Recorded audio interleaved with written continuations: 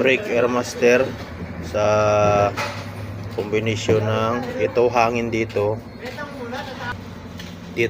brake fluid.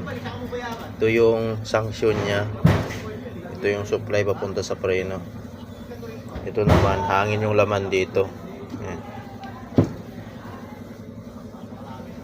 Palitan natin ng airmaster yung forward kasi ito lusot na, nakabuksan na natin yan, gas na ito, kaya singaw na yung hangin, mahina na yung pressure, hindi nabuo yung pressure ng hangin na pumapasok dito, sumisingaw na siya, lumalabas dito sa breather nya.